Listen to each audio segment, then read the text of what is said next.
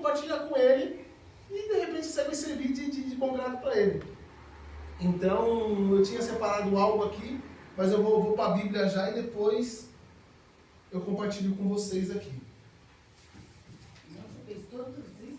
Não, eu fiz tudo isso aqui porque eu achei que era apenas um trabalho para a gente ler e compartilhar. Tá. Mas eu vou falar sobre o sermão temático. Aí depois eu compartilho com vocês esse estudo aqui, vai ficar um pouco mais fácil.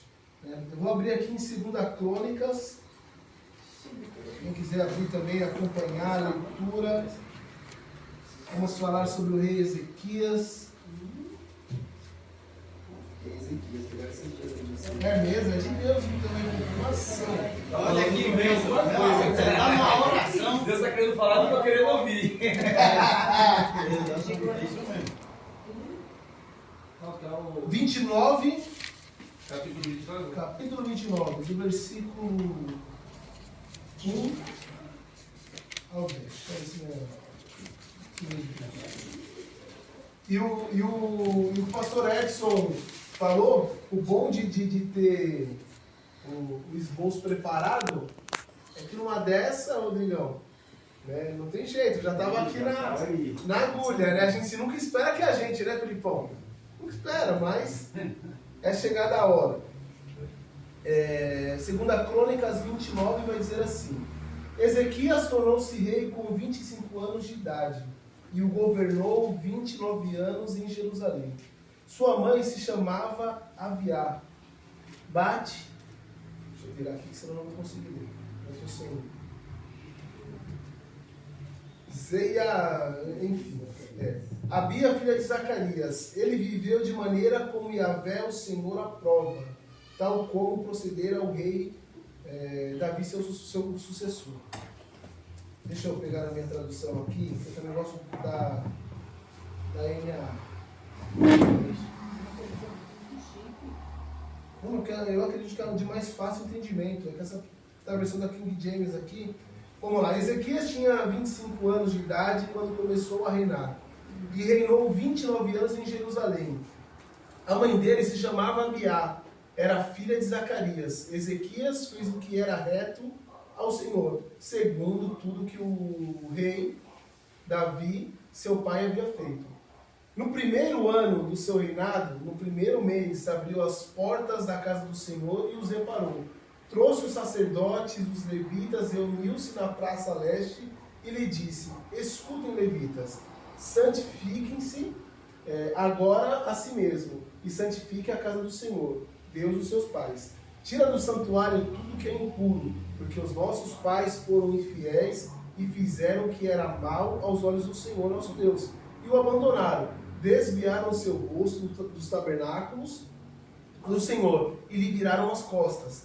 Também fecharam os portões do pórtico, apagaram as lâmpadas, não queimaram incenso, nem ofereceram holocausto no santuário ao Deus de Israel.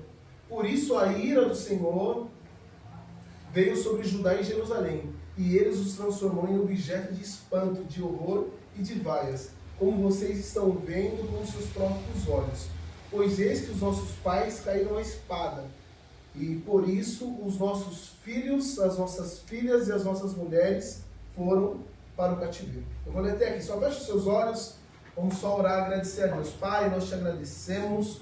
Eu sei que isso só se passa, Senhor, de conhecimento, mas como é bom ouvir e compartilhar a Tua palavra. Obrigado, Senhor, por viver essa experiência. Fala comigo, Senhor, e fala com o coração dos meus amigos aqui presentes nessa aula também, Pai. Nós te agradecemos, em nome de Jesus. Amém. Amém e graças a Deus. É 20 minutinhos só, né, Edson? Vou ser bem breve aqui, então.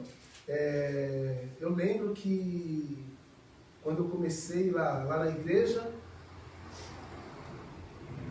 não era líder de nada ainda, era apenas mais um ajudante. E o culto ele se demorou porque o pastor, ele estava numa reunião com um dos membros da igreja e aconteceu que, o Doni está dando risada lá porque foi aquela frase, se não fosse tão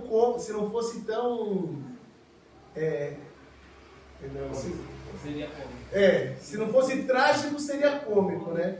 eu ajudava nas mídias e filmava e tirava foto. E o baterista falou pra mim assim, Caio, corre lá, chama o pastor, porque, a gente já não tem mais louvor pra cantar. Já tinha cantado, a gente tinha uns 6 louvores naquele domingo à noite. E foi um domingo que eu tinha brigado com a esposa, que você sabe quando você já não tá na ligação com Deus? E eu fui chamar o pastor. Na hora que eu bati lá, ele só fez isso aqui, ó. Pegou a Bíblia e falou, não dá pra eu falar, vai na bênção, você que prega hoje.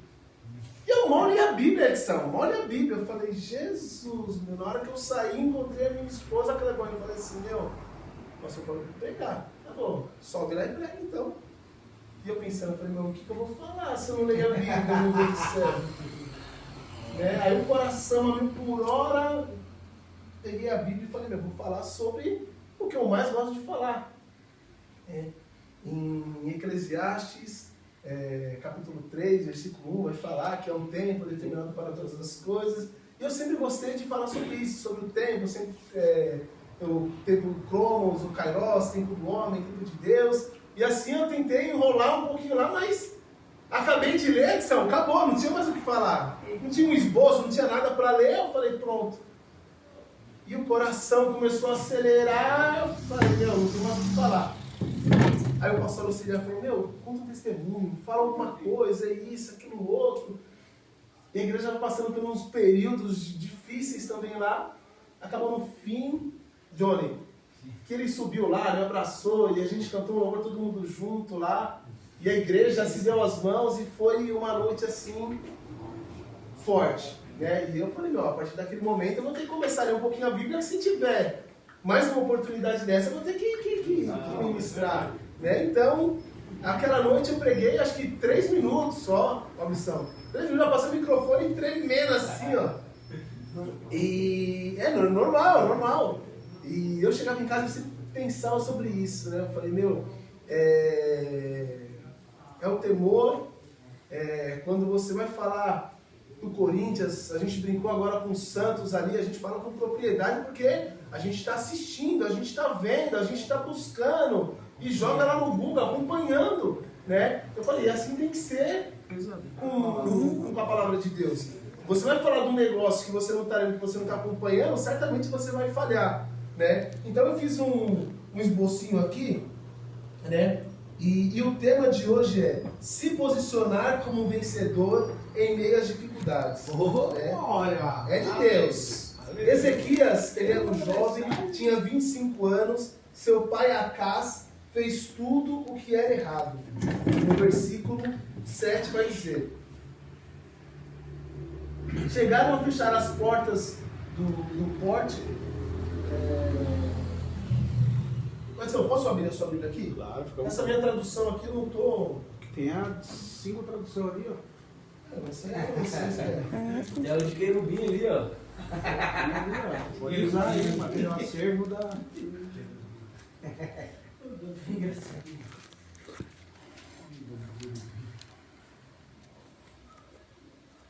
Vamos lá, versículo 7. Também fecharam as portas do pórtico, apagaram as lâmpadas, não queimaram incenso, nem ofereceram holocaustos no santuário ao Deus de Israel. Então o jovem de 25 anos, né, pega o reinado de seu pai rei, ele como sucessor, só que é um reinado totalmente falido, Robson. Pastor Antoniel, um reinado, de miséria, de escassez, né? O cara fez aliança com os deuses, com os reis vizinhos, fechou a porta do palácio, não quis mais saber de Deus, virou as costas para Deus, né?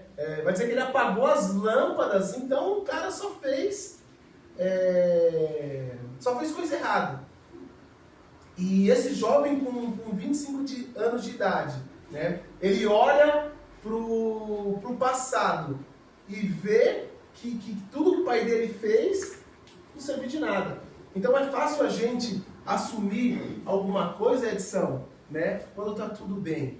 Né? Quando está tudo bem, irmã Neide, tá fácil, mas você imagina seu pai te dar uma fábrica, Clebão, fala assim, ó, essa fábrica é sua, tá? Então você vai assumir 1 milhão de títulos. Você não sabe nem por onde começar, né? Só que o rei Ezequias, ele nos dá uma lição, né?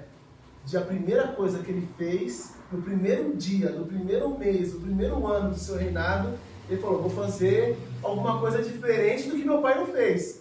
Eu vou chamar a presença de Deus para dentro do meu reinado, né? E quando a gente chama a presença de Deus, não tem o que dá errado, né? A gente vai passar por dificuldade, Filipão, que isso aí nós não somos isentos, né? Mas quando a presença de Deus está, alguma coisa acontece. Tem um corinho, né? Aonde Jesus está, alguma coisa acontece. Ezequias cresceu vendo tudo isso, uma infância em meio ao caos. E agora, com 25 anos de idade, seu pai morre e ele assume reinado. Um reinado falido, sem dinheiro, sem exércitos, famílias destruídas, sem Deus. Uma herança falida, né? Aí eu deixei uma frase aqui que nós temos que entender que nós não somos movidos pelo sistema, né? Nós somos movidos pelo Espírito Santo que habita dentro de nós. E no versículo 10, 29, 10. Agora estou resolvido a fazer uma aliança com o Senhor, Deus de Israel, para que o furor da sua ira se afaste